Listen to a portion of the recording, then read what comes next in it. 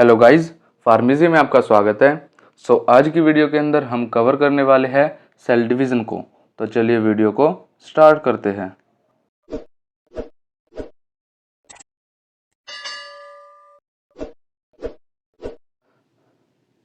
Cell division is a process by which parent cell divide into daughter cell. तो cell division क्या है? Cell division हमारी body की एक ऐसी प्रोसेस है जिसके अंदर पेरेंट सेल डॉटर सेल के अंदर डिवाइड होती है, या हम सिंपली बोल सकते हैं generation of daughter cell from parent cell is known as cell division. Parent cell से डॉटर सेल बनने को ही हम क्या बोलते हैं? सेल डिवीज़न बोलते हैं। It is also known as cell reproduction और सेल मल्टीप्लिकेशन। इसको हम सेल रिप्रोडक्शन और सेल मल्टीप्लिकेशन भी बोलते हैं, क्योंकि इसके अंदर हमारे जो सेल होते हैं वो रिप्रोड्यूस करती है या फिर वो मल्टीप्लाई करती है। मीन्स हमारी जो पेरेंट सेल होती है, पेरेंट सेल से हमारे या तो हमारी 2 डॉटर सेल बनती है या फिर हमारे मियोसिस के अंदर 4 डॉटर सेल बनती है। तो इसको हम सेल मल्टीप्लिकेशन भी बोलते हैं। The cell division takes 24 hours approximately. जो सेल डिवीजन की होल प्रोसेस है वो अप्रोक्सीमेटली 24 आवर्स के अंदर कंप्लीट हो जाती है। मीन्स ये हमारी 24 आवर लेती है सेल डिवाइड होने में। There are basically two types of cell division. Basically हमारे 2 तरह के सेल डिवीजन होते हैं, somatic cell division, germ cell division. Somatic cell division को हम माइटोसिस भी बोलते हैं और जर्म सेल डिवीजन को हम क्या बोलते हैं? मियोसिस भी बोलते हैं। सोमैटिक सेल होता है हमारा जो हमारे बॉडी के अंदर सेल्स प्रेजेंट है जर्म सेल को छोड़ के। मीन्स हमारे जो जेनाइटल ऑर्गन्स के जो हमारे सेल है जर्म सेल उनको बोलते हैं। उन सेल्स को छोड़ के या फिर हम बोल सकते हैं गैमेट्स को छोड़ के जो हमारे और बचे हुए सेल होते हैं बॉडी के अंदर उनको हम सोमैटिक सेल डिवीजन के अंदर आते हैं, वो हमारे सोमैटिक सेल्स होते हैं। और जो हमारे गैमेट्स होते हैं वो गैमेट्स के अंदर हमारा क्या होता है? जर्म सेल डिवीजन, जिसको हम क्या बोलते हैं? मियोसिस। अब अपना मियोसिस और माइटोसिस से पहले हम एक बार सेल साइकिल देख लेते हैं। सेल साइकिल जिसको हम फेजेस ऑफ सेल डिवीजन भी बोलते हैं। इसके अंदर क्या है? Cell cycle is defined as phases of events occur during the cell division. Cell cycle के अंदर क्या होता है? सेल साइकिल के अंदर हम फेजेस को पढ़ते हैं जो हमारे फेजेस सेल डिवीजन के दौरान होते हैं। वे इवेंट जो हमारे सेल डिवीजन के दौरान होते हैं उनको हम सेल साइकिल के अंदर देखते हैं। In which our genetic material that is DNA, जिसके अंदर जो हमारा जेनेटिक मटेरियल होता है जिसको डीएनए भी बोलते हैं, deoxyribonucleic acid, and cell organelle, जो सेल ऑर्गेनेल होती है जैसे mitochondria, Golgi apparatus, ribosomes, endoplasmic reticulum, ये हमारी ऑर्गेनेलिज होगी। Replicate means make a copy of their cells and prepare cell for division. इसके अंदर जो हमारा डीएनए होता है और जो ऑर्गेनेलिज होती है वो अपनी एक रेप्लिकेट करते हैं, मीन्स अपनी एक डुप्लीकेट कॉपी बनाती है और सेल डिवीजन के लिए अपने आप को प्रिपेयर करती है। और जो सेल साइकिल है वो इंक्लूड उसके अंदर हमारे दो बेसिक फेज होते हैं। एक तो होता है हमारा इंटरफेज और दूसरा होता है हमारा एम फेज। जैसा कि आप फिगर के अंदर देख पा रहे हैं, इसके अंदर हमारे सेल साइकिल के 2 फेजेस दिखा रखे हैं। एक तो हमारा हो गया इंटरफेज और सेकंड हमारा एम फेज। जो हमारा इंटरफेज है वो सबसे बड़ा फेज है, क्योंकि वो हमारा अप्रोक्सीमेटली 90 टू 95% टाइम वो हमारा सेल डिवीजन का ले लेता है। मीन्स 24 में से अप्रोक्स 23 आवर्स तो सेल डिवीजन का जो इंटरफेज होता है उसके अंदर लग जाता है, जिसके अंदर सेल अपने आप को प्रिपेयर करता है डिवीजन के लिए। जो मेन सेल डिवीजन है वो तो अप्रोक्सीमेटली 1 आवर का ही होता है, लेकिन जो सेल प्रिपेयर करती है अपने आप को डिवीजन के लिए उसको हम बोलते हैं इंटरफेज। अप्रोक्सीमेटली हमारा 23 आवर्स तो 90% टाइम तो हमारा सेल प्रिपेयर करने में ही लगा देता है डिवीजन के लिए। जैसा कि इसके अंदर दिखा रखा है, इंटरफेज हमारा आगे फर्दर 3 टाइप के अंदर डिवाइड है, G1 phase, S phase and G2 phase. And जो हमारा एम फेज है वो आगे फिर फर्दर कुछ टाइप्स के अंदर डिवाइड है, जैसे हमारा prophase, metaphase, anaphase, telophase. Phases of cell division को एक बार हम अपने डिटेल के अंदर देख लेते हैं, जिसके अंदर हमारा फेज सबसे पहला फेज आता है interphase. It is the longest phase of the cell division and takes almost 23 means 25% time of the total division. ये हमारा सबसे लॉन्गेस्ट फेज होता है इंटरफेज जो होता है, जो अप्रोक्सीमेटली हमारा 95% टाइम ले लेता है, जिसके अंदर 24 आवर्स में से 23 आवर्स तो सेल अपने आप को प्रिपेयर करने में लगा देता है सेल डिवीजन के लिए। It basically the preparation phase of the cell division. ये बेसिकली प्रिपरेशन फेज है सेल डिवीजन का, जिसके अंदर सेल अपने आप को प्रिपेयर करता है डिवीजन के लिए। It is further divided into 3 phases. जो इंटरफेज है वो फर्दर फिर आगे 3 फेजेस के अंदर डिवाइड है, जिसके अंदर सबसे पहला है G1 फेज, देन आता है S फेज और G2 फेज। G1 फेज हमारा क्या है? G1 phase simply means first growth phase. G1 phase हमारा फर्स्ट ग्रोथ फेज भी इसको बोलते हैं। In this phase cell is metabolically very active and replicate most of its cell organelles except DNA. G1 phase के अंदर या फिर first हम कह सकते हैं फर्स्ट ग्रोथ फेज के अंदर मेटाबॉलिकली जो हमारी सेल होती है वो एक्टिव होती है एंड इस फेज़ के अंदर जो ऑर्गेनेलीज होती है सेल के अंदर प्रेजेंट होती है। ऑर्गेनेलीज हमारी जैसे राइबोसोम, माइटोकॉन्ड्रिया वगैरह हो गए, ये जो हमारी ऑर्गेनेलीज होती है ये डिवाइड करती है, रेप्लिकेट करती है, मीन्स ये अपनी एक कॉपी बनाती है, लेकिन डीएनए की कॉपी इसके अंदर नहीं बनती। फर्स्ट ग्रोथ फेज़ के अंदर डीएनए की कॉपी नहीं बनती और जो ऑर्गेनेलीज होती है उन सभी की कॉपी बन जाती है। जीवन phase last for 8 to 10 hour. जीवन फेज़ हमारा 8 से 10 घंटे का फेज़ होता है। नेक्स्ट हमारा आता है S phase. It is also known as synthesis phase, इसको सिंथेसिस फेज भी बोलते हैं। During this phase cell makes a copy of DNA, means DNA replication occur in this phase. इस फेज के अंदर हमारी डीएनए की रेप्लिकेशन होता है, मीन्स डीएनए की कॉपी बनती है। फर्स्ट ग्रोथ फेज के अंदर तो हमारी ऑर्गेनेलिज की कॉपी बनती है और सिंथेसिस फेज के अंदर या फिर एस फेज के अंदर हमारी डीएनए की कॉपी बनती है या फिर हम बोल सकते हैं डीएनए रेप्लिकेशन होता है।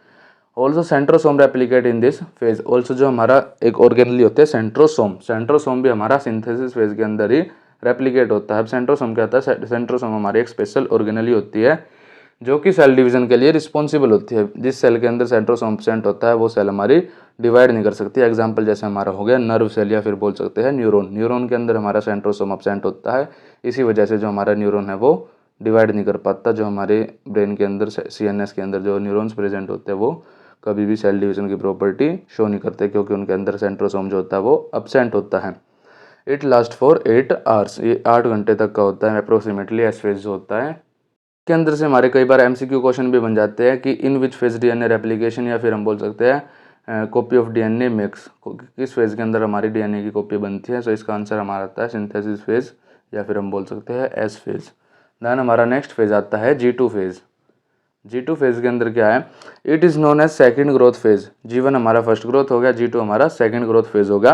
During this phase cell makes an entire copy of various enzymes and proteins are synthesis.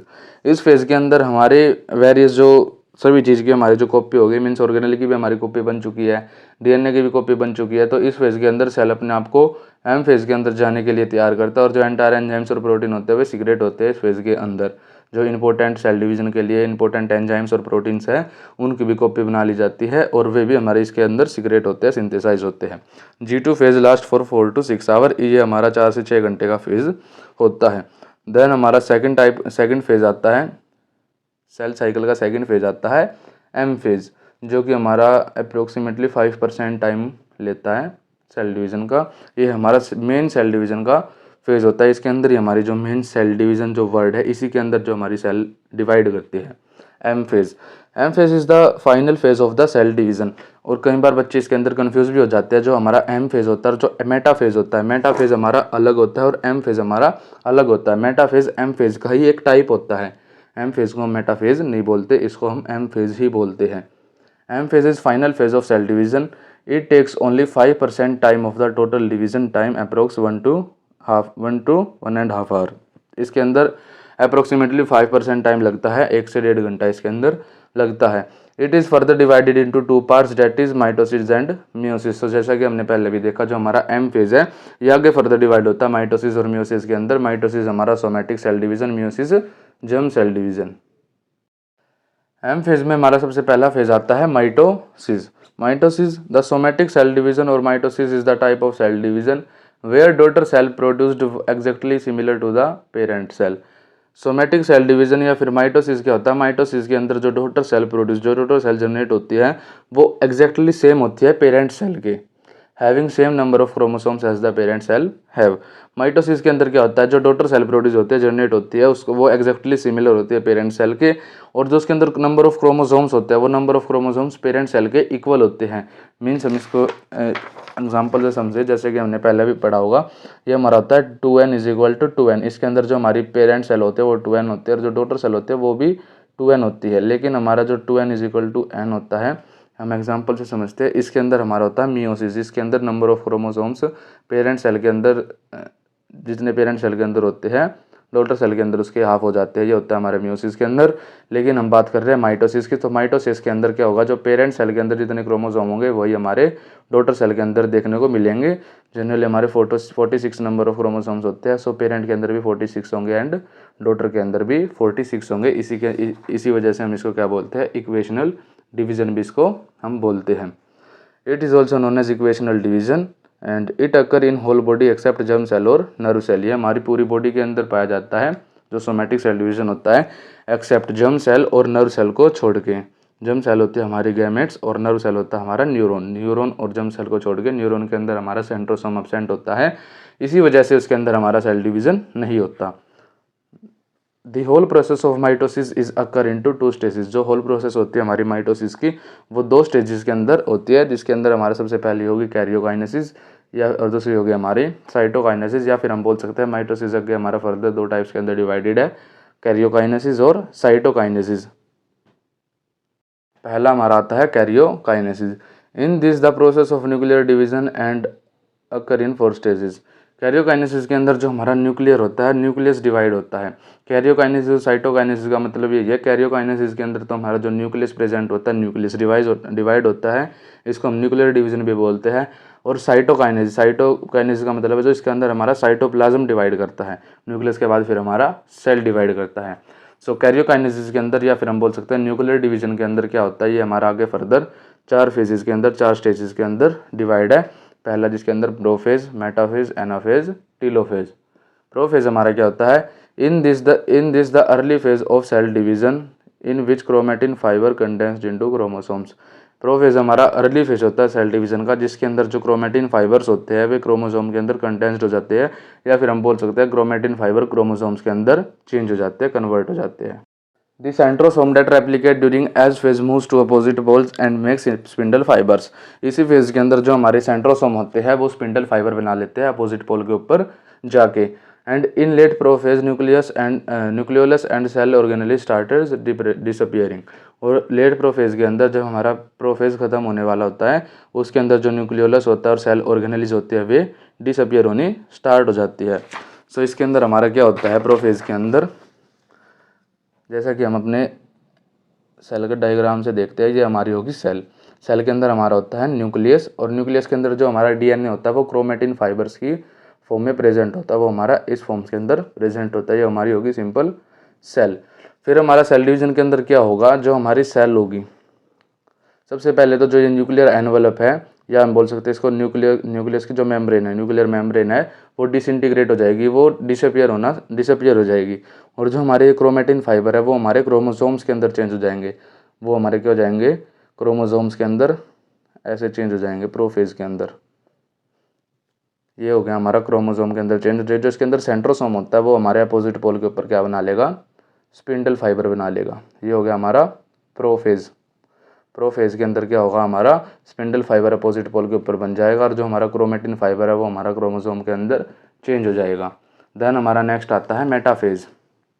Metaphase में क्या होगा, during metaphase nuclear envelope is completely disintegrated. जो न्यूक्लियर एनवलप होती है, न्यूक्लियर मेम्ब्रेन होती है, वो कम्प्लीटली डिसइंटीग्रेट हो जाती है, गायब हो जाती है।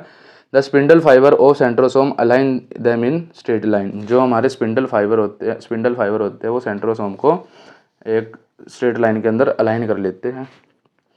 सो जैसा कि हमें पता, प्रोफेज के अंदर पहले हमारे जो क्या होते हैं, क्रोमोसोम्स होते हैं ऐसे सेल के अंदर ऐसे ही कहीं भी प्रेजेंट होते हैं, जब ये डिसइंटीग्रेट होते हैं ऐसे प्रेजेंट होते हैं ये प्रोफेज के अंदर, और ये हमारे स्पिंडल फाइबर होते हैं अपोजिट पोल के ऊपर। ठीक है, फिर उसके बाद हमारा क्या होता है, मेटाफेज आता है। मेटाफेज के अंदर क्या होता है, जो हमारे स्पिंडल फाइबर्स है अपोजिट पोल के ऊपर स्पिंडल फाइबर है, वो हमारे क्रोमोसोम को सेंटर लाइन के ऊपर अलाइन कर लेते हैं, ऐसे इसको सेंटर लाइन के ऊपर अलाइन कर देते हैं हमारे स्पिंडल फाइबर मेटाफेज के अंदर। प्रोफेज के अंदर हमारे सबसे पहले हमारा जो सेल होगा वो न्यूक्लियर एनवलप डिसइंटीग्रेट होगी, क्रोमेटिन फाइबर हमारे क्रोमोसोम्स के अंदर चेंज होंगे। फिर मेटाफेज आएगा, मेटाफेज के अंदर जो स्पिंडल फाइबर होंगे वो सेंटर लाइन के ऊपर अलाइन कर देंगे, किसको, क्रोमोसोम्स को सेंटर लाइन के ऊपर अलाइन कर देंगे। देन हमारा नेक्स्ट फेज आता है एनाफेज। एनाफेज के अंदर क्या होगा, in anaphase the centrosome splits and thus the 2 sister chromatin gets separate and move to opposite pole of the cell. Anaphase के अंदर क्या होगा, जो सेंट्रोमियर होगा, या फिर हम बोल सकते हैं जो हमारे क्रोमोसोम होंगे वो सिस्टर क्रोमेटिड्स के अंदर टूट जाएंगे और अपोजिट पोल के ऊपर चले जाएंगे। One separated the chromatids against termed as chromosomes. ठीक है, इसके अंदर हमारा क्या होगा, मेटाफेज के बाद हमारा आता है फिर एनाफेज। एनाफेज के अंदर हमारा क्या होगा, ये हमारे स्पिंडल फाइबर है अपोजिट पोल्स के ऊपर। सो जैसा कि हमें पता है ये हमारा क्रोमोसोम का एक हमारा क्रोमोसोम का स्ट्रक्चर है। एनाफेज के अंदर क्या होगा, ये हमारा सिस्टर क्रोमेटिड्स के अंदर टूट जाएगा, हमारा ऐसे ऐसे सिस्टर क्रोमेटिड्स के अंदर टूट जाएगा और ये हमारे अपोजिट पोल के ऊपर चली जाएगी। मीन्स जैसे हमारे सेंट्रली लाइन थी, ये हमारी ऐसे अपोजिट पोल्स के ऊपर चली जाएगी एनाफेज के अंदर। ये अपोजिट पोल के ऊपर चली जाएगी और ये सेल अप्रोक्सीमेटली 2 हिस्सों के अंदर डिवाइड हो जाएगा। और इसी फेज के अंदर लेट एनाफेज के अंदर क्या होगा, इसके बाहर न्यूक्लियर एनवेलप बननी स्टार्ट हो जाएगी और जो हमारा ये क्रोमोसोम है ये क्रोमेटिन फाइबर के अंदर चेंज होना स्टार्ट हो जाएगा एनाफेज के अंदर, लेट एनाफेज के अंदर। प्रो एनाफेज के अंदर जब हमारा एनाफेज स्टार्ट होगा तो क्या होगा, ये जो हमारे क्रोमोसोम्स है, क्रोमेटिड फाइबर है, ये सिस्टर क्रोमेटिड्स के अंदर टूट जाएंगे और ये अपोजिट पोल के ऊपर चले जाएंगे। अपोजिट पोल के ऊपर जाने के बाद जब हमारा एनाफेज खत्म होने को होगा, मीन्स हमारा लेट एनाफेज होगा। लेट एनाफेज के अंदर क्या होगा, इसके बाहर जो न्यूक्लियर एनवेलप है वो बननी दोबारा स्टार्ट हो जाएगी और जो हमारी ये क्रोमेटिड्स है वो क्रोमोसोम के अंदर चेंज हो जाएंगे। देन हमारा लास्ट फेज आता है टीलोफेज। टीलोफेज के अंदर क्या होगा, in telophase the daughter chromatids reach opposite poles and spindle fibre get disappeared, chromosomes again started converted into chromatin fibre. अब टीलोफेज के अंदर क्या होगा, हमारा जो स्पिंडल फाइबर है वो डिसअपियर हो जाएंगे और ये सेल अप्रोक्सीमेटली डिवाइड ही कर जाएगी। जो हमारे स्पिंडल फाइबर थे वो डिसअपियर हो जाएंगे और हमारी सेल ऐसी दिखने लगी, जो हमारी सेल थी वो ऐसे दिखने लगी और जो हमारे क्रोमोसोम होंगे वो हमारे ऐसे क्रोमेटिन फाइबर्स के अंदर चेंज हो जाएंगे अर्ली टीलोफेज के अंदर। अर्ली टीलोफेज के अंदर हमारे ऐसे डिवाइड होने को होंगे टीलोफेज के अंदर। और फिर हमारे लेट टीलोफेज के अंदर क्या होगा, दोनों सेल हमारी अलग अलग हो जाएगी। और इसी वजह से हमारी जो पेरेंट सेल थी वो आगे आके हमारी 2 डॉटर सेल के अंदर चेंज हो जाएगी। इसी को हम क्या बोलते हैं माइटोसिस, या फिर हम बोल सकते हैं इक्वेशनल सेल डिवीज़न। अब फिर लास्ट में क्या होगा, लास्ट में हमारा आता है साइटोकाइनेसिस। साइटोकाइनेसिस के अंदर जब हमारे कैरियोकाइनेसिस कंप्लीट हो जाएगी, न्यूक्लियस डिवीजन कंप्लीट हो जाएगा, फिर हमारा जो साइटोप्लाज्म होगा सेल का, साइटोप्लाज्म और जो उसकी ऑर्गेनेली होगी वो डिवाइड करेगी और फिर न्यू डॉटर सेल बना देगी।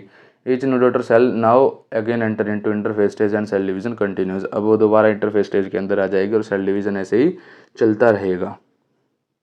तो एक बार दोबारा से हम अपना कंप्लीट स्ट्रक्चर को देख लेते हैं, जिसके अंदर हमारा सबसे पहले क्या है, सबसे पहले आता है हमारा प्रोफेज। प्रोफेज के अंदर क्या होगा, जो न्यूक्लियर एनवेलप होगी वो डिसइंटीग्रेट हो जाएगी और डिसइंटीग्रेट होने के बाद वो क्रोमोसोम्स के अंदर चेंज हो जाएगी और जो हमारे क्रोमेटिन फाइबर है वो स्पिंडल फाइबर बना लेंगे अपोजिट पोल के ऊपर, जैसे कि आप फिगर के अंदर देख पा रहे हैं।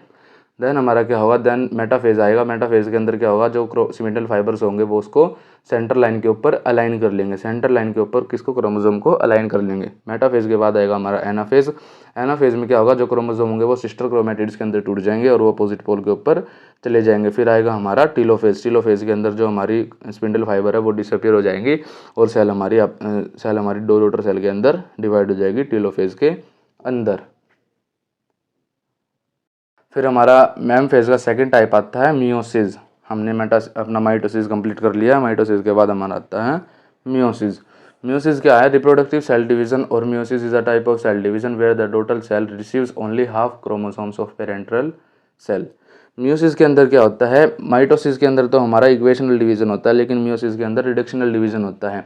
मियोसिस हमारा रिप्रोडक्टिव सेल डिवीजन होता है, मीन्स हमारा जर्म सेल के अंदर होता है, गैमेट फॉर्मेशन के अंदर ये हेल्प करता है, जिसके अंदर जितने number of chromosomes parent cell के अंदर प्रेजेंट होते हैं उसके हाफ क्रोमोसोम हमारे डॉटर सेल के अंदर प्रेजेंट होंगे।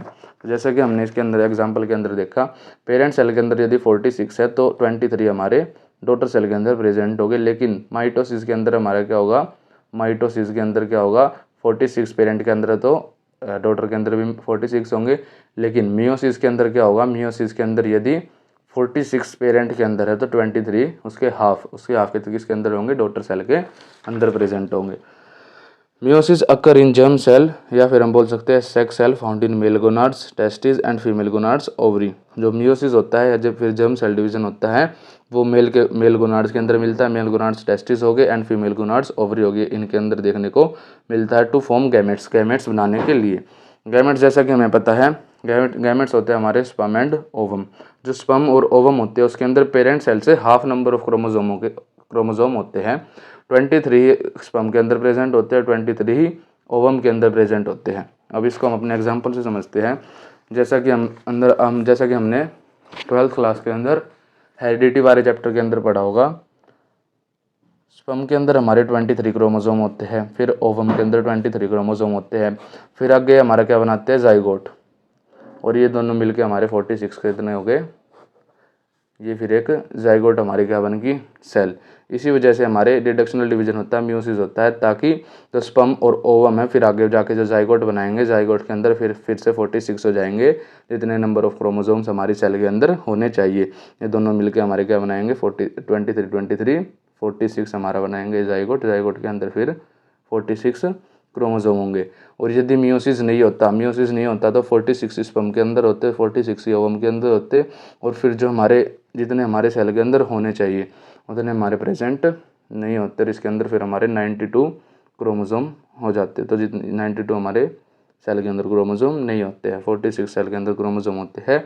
इसी वजह से हमारा क्या होता है, मियोसिस होता है। मियोसिस से रिडक्शनल डिवीजन होता है। 23 सेल के अंदर स्पर्म के अंदर होते हैं, फिर 23 ओवम के अंदर होते हैं, और ये मिलकर जाइगोट बनाते हैं, और जाइगोट के अंदर 46 नंबर ऑफ क्रोमोसोम प्रेजेंट होते हैं। It is occur in two successive stage, meiosis 1 and meiosis 2। अब हमारा जो मियोसिस होता है वो भी 2 सक्सेसिव स्टेज के अंदर होता है, या बोल सकते हैं मियोसिस भी आगे फर्दर 2 टाइप्स के अंदर डिवाइड है, मियोसिस 1 और मियोसिस 2। मियोसिस 1 में क्या है, मियोसिस 1 में भी हमारे prophase 1, metaphase 1, anaphase 1, telophase 1 same ऐसे ही होते हैं। जो इसकी थ्योरी है, जो हमारे मियोसिस 1 है वो सिमिलर होता है हमारा कैरियोकाइनेसिस, जो माइटोसिस के अंदर कैरियोकाइनेसिस होता है, न्यूक्लियर डिवीजन होता है, जिसके अंदर हमारे प्रोफेज, मेटाफेज, एनाफेज, टेलोफेज होते हैं। ये हमारे सिमिलर है, मियोसिस 1 हमारा एग्जैक्टली सिमिलर है माइटोसिस से। सो इसकी जो थ्योरी है वो आप वहाँ से जाके देख लेना। देन हमारा नेक्स्ट आता है मियोसिस 2। मियोसिस 2 के अंदर क्या होगा, meiosis 2 it also include 4 phases. Meiosis 2 के अंदर भी हमारे 4 फेजेज होते हैं। The 2 daughter cells form a meiosis 1 immediately enters into meiosis 2। जो जैसा कि हमने अपना मियोसिस 1 के अंदर देखा, मियोसिस 1 के अंदर क्या देखा हमने, जो हमारे 2 डॉटर सेल बन गई, हमारी पेरेंटल सेल से 2 डॉटर सेल बन गई। अब जो 2 डॉटर सेल बनी है ये हमारा हो गया मियोसिस 1, यहाँ तक हमारा हो गया मियोसिस 1। अब ये 2 डॉटर सेल मियोसिस 2 के अंदर चली जाएगी, जिससे हमारी क्या बनेगी, 4 डॉटर सेल बनेगी। इसी को हम क्या बोलते हैं, मियोसिस बोलते हैं। सो मियोसिस 2 के अंदर क्या होता है, सबसे पहला मियोसिस का 2 का पार्ट आता है हमारा प्रोफेज 2। प्रोफेज 2 के अंदर क्या होता है, nuclear envelope of newly form daughter cell. ये भी एग्जैक्टली सिमिलर ही होता है, लेकिन इसके अंदर क्या होता है, हम 2 का लेके चलते हैं, जो दोनों सेल का साइमल्टेनियसली स्टडी करते हैं। सो जो हमारी 2 डॉटर सेल बनी है, जो उनकी न्यूक्लियर एनवेलप है वो फिर से डिसइंटीग्रेट होगी, और जो हमारे क्रोमेटिन फाइबर है वो सेंट्रोसोम के अंदर, जो हमारे क्रोमेटिन फाइबर्स है वो क्रोमेटिन फाइबर क्रोमोसोम के अंदर चेंज होंगे, और जो सेंट्रोसोम है वो स्पिंडल फाइबर के अंदर चेंज होगा प्रोफेज 2 के अंदर। फिर आएगा मेटाफेज 2। मेटाफेज 2 के अंदर भी वो सेंट्रल लाइन के ऊपर अलाइन हो जाएगा। एनाफेज आएगा, एनाफेज के अंदर फिर वो हमारे सिस्टर क्रोमेटिड्स के अंदर टूटेंगे। सिस्टर क्रोमेटिड्स फिर आगे फर्दर जाके अपोजिट पोल्स के ऊपर जाके बाइंड कर जाएगी। और लास्ट आएगा हमारा टीलोफेज। टीलोफेज के अंदर जो स्पिंडल फाइबर होंगे वो डिसअपियर हो जाएंगे, और सेल हमारी डिवाइड हो जाएगी, और सेल डिवाइड हो जाएगी and separated chromatids of the process cytokinesis. फिर उसके बाद साइटोकाइनेसिस होगी, और हमें 4 न्यू हैप्लॉइड सेल मिलेंगे। डाइप्लॉइड हमारे पेरेंट सेल होगा, जिसके अंदर 46 क्रोमोसोम होते हैं। हैप्लॉइड जिसके अंदर 26 नंबर ऑफ क्रोमोसोम होते हैं। फिर हमें 4 हैप्लॉइड सेल बनेंगे। इसको हम ऐसे इजीली समझ सकते हैं। माइटोसिस के अंदर तो जो हमारी एक सेल थी वो 2 के अंदर डिवाइड होगी, यहाँ तक था हमारा माइटोसिस। फिर क्या होगा, जो ये 2 सेल हमें मिली है, ये 2 सेल इस सेल से 2 बनेगी फिर, और जो ये हमारी सेल बनी फिर 2 इससे बनेगी। इसके बाद हमारा होगा मियोसिस। जो 2 सेल बनी है ये मियोसिस 1 है, ये मियोसिस 2 है। मियोसिस 2 से हमें क्या बनेगी, 4 सेल हमें मिलेगी। से एक डिफरेंस भी देख लेते हैं हम अपना माइटोसिस और मियोसिस के बीच में। माइटोसिस हमारा होता है इक्वेशनल डिवीज़न, मियोसिस होता है रिडक्शनल डिवीज़न। माइटोसिस के अंदर क्या होता है, 2n क्रोमोसोम पेरेंट के अंदर होते हैं, तो 2n ही डॉटर के अंदर होते हैं क्रोमोसोम। लेकिन 2n यदि हमारे 46 क्रोमोसोम पेरेंट सेल के अंदर होते हैं, तो 23 नंबर ऑफ क्रोमोसोम्स हमारे डॉटर सेल के अंदर प्रेजेंट होंगे। माइटोसिस के अंदर 2 डॉटर सेल फॉर्म्ड, माइटोसिस के अंदर 2 डॉटर सेल बनेगी, लेकिन मियोसिस के अंदर 4 डॉटर सेल बनेगी।